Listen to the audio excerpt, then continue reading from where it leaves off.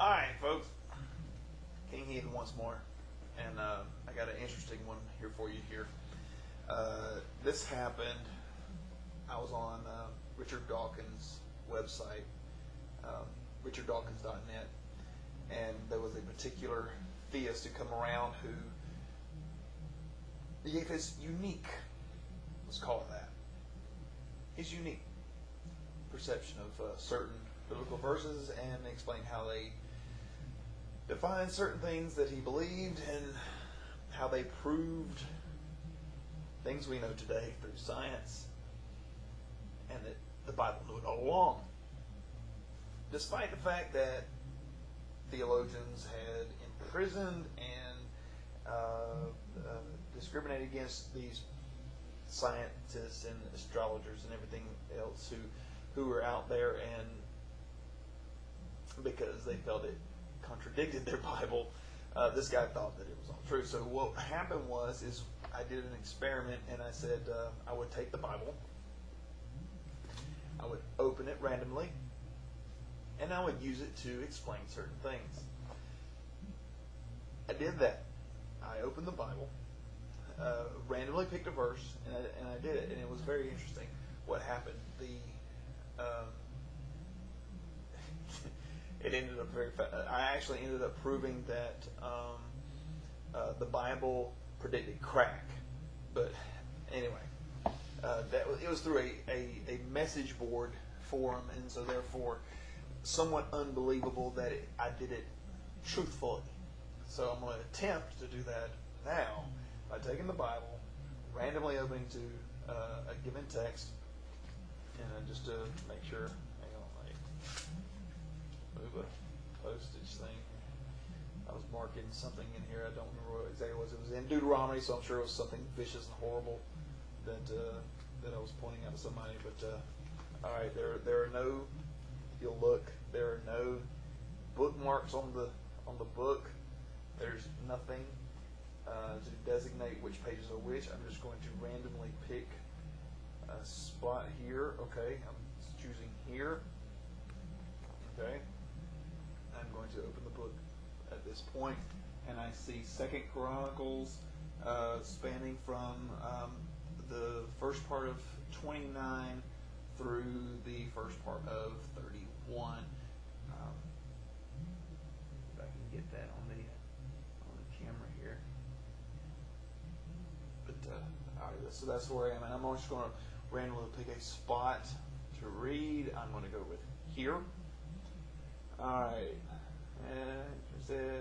so I'm on 2 Chronicles 29, verse 31. Consecration says, Lord, come here and bring sacrifice and thank offerings to us, Lord. And the congregation brought the sacrifices and thank God. Free of heart burnt offerings. Burnt offerings were congregation brought, and 3 scored, and 10 bullocks, and 100 rams, and Lord. All right, they're doing a lot of burnt offerings here, starting with verse number 31. A lot of burnt offerings to the Lord. And consecrated things. There were 600 oxen and 3,000 sheep. But the priests were too few, and they could not flay all the burnt offerings. Wherefore, brethren, Levites did help them, and the priests sanctified themselves, and the Levites were sanctified themselves. Okay, all right. What this proves here in the Bible, and again, let me back up and explain to you exactly what it is I'm doing here. This guy, there are people who are taking the Bible and they are using it to define beliefs that the Bible proves the existence of dinosaurs. They are using the Bible to prove the existence that they thought that the sun revolved around the earth revolved around the sun instead of the other way around, which is what the people at that point in time believed, and that it was in the Bible the whole time. People just didn't pick up on it because it was in very, obscure verses and using metaphorical terms and whatever. Okay? All right. Well, these verses right here just explain global warming. And it proves that the Bible knew about global warming ahead of time. Let me explain. Let's see. Starting at 31. about the middle of the verse there. Come near, bring sacrifice. Let's see. Well, yeah, about okay, a little past the middle of the verse. And the congregation brought in sacrifices and thank offerings, and as many as were of free heart burnt offerings. The number of burnt offerings which the congregation brought was 60 bullocks, 100 rams, and 200 lambs, and these were for a burnt offering to the Lord. Okay, a lot of animals for a burnt offering. The number of the burnt offerings which the congregation brought was 60 bullocks, and 100 rams, and 200 lambs. All of these were for a burnt offering for the Lord. The consecrated things were 600 oxen and 3,000 sheep. But the priests were too few. Now that's important.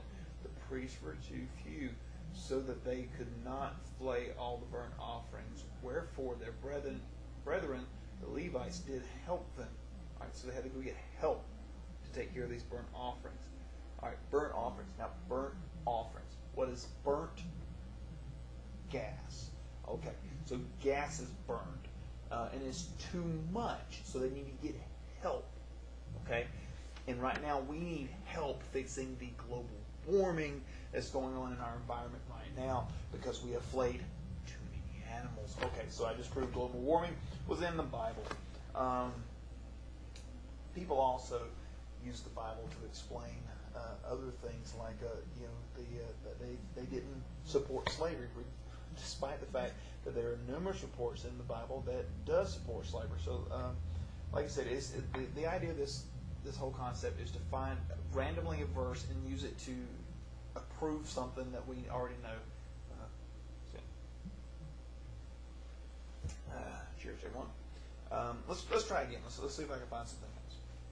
I'm gonna randomly. I don't want anybody thinking that I'm doing anything funny. Let's randomly find a spot here. Okay. All right. And now we are on 2 Chronicles 26. Well, the very, very end of 25, 2 Chronicles 25, all the way to the very beginning of 29. And anyone who is doubting that can take a look for themselves. That is where we are. I'm in the King James Version, in case any of you guys were wondering. Let's see. Okay, well, put it back up again. We'll randomly roll my figure around. Let's go here. Found it. Okay. All right. Let's see. Let's check. And God helped them against the Philistines, against the Arabians that dwelt in Gabala and his name spread abroad. And again, what I'm doing is I'm trying to go through not very many verses, but a few, just enough to pick up some little thing that God was trying to tell us. And the Ammonites gave gift to him, his name spread abroad. Change up and strength himself, piercing moreover, built tires and children, turning of the wall and forfeit. Okay, all right, there you go. The turning of the wall. Well, that makes perfect sense. Turning of the wall, the fall of the Berlin Wall, the fall of that type of thinking and the belief in the existence of what we have today. That, God was trying to tell us that democracy is the right way that we should live now, and that the axis of evil that Hitler had created long, long ago in the Berlin Wall was wrong. He was trying to tell us that. He knew it was coming. He was trying to tell us then. Again, backing back up to where I started from, which was, and I've done those. Okay, number 7. All right, this is Chronicles 26:7. If you want to pause and get your Bible, go ahead. And God helped him against the Philistines and against the Arabians that dwelt in Gabala, and the humans.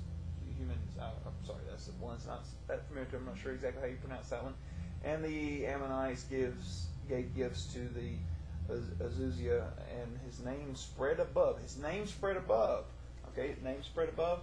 That would be Hitler and his big banners and everything else. Let's see. Spread above, even to the entering into Egypt, and he strengthened himself exceedingly. Again, Hitler. Okay, proved 2 points.